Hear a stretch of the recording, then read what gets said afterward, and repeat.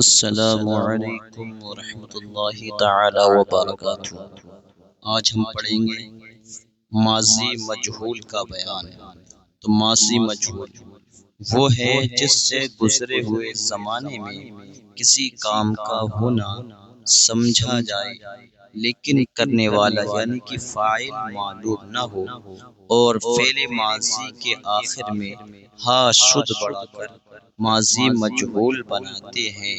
جیسے ماضی معروف تھا پرورد، تو اس کے آخر میں ہا اور شد بڑھا دیں گے تو ہو جائے گا پروردا شد۔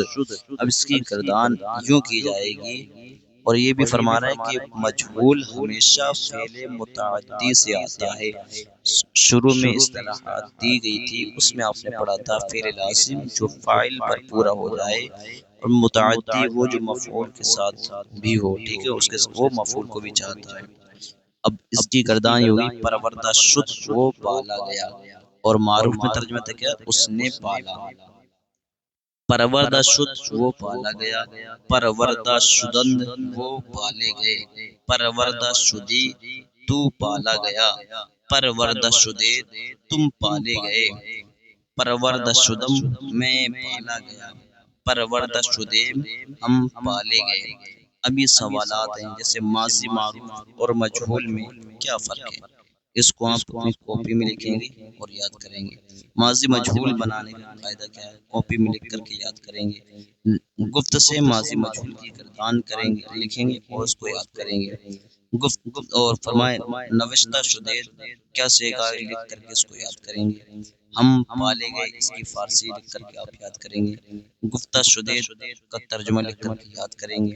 میں نے لکھا اس کی فارسی بنا کر آپ کاپی میں لکھ کر کے یاد کریں گے۔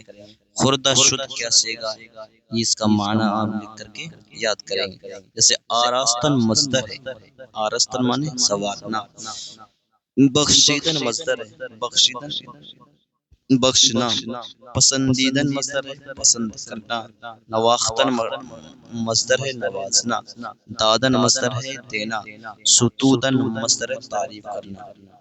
اب یہ نیچے جو ہے فارسی دی گئی ہے، آراستہ شدی، بخشیدہ شدم، پسندیدہ شدے، نوشتہ شدن، یہ ان کی آپ کو اپنی کاپی میں لکھ کر کے اردو بنانی ہے۔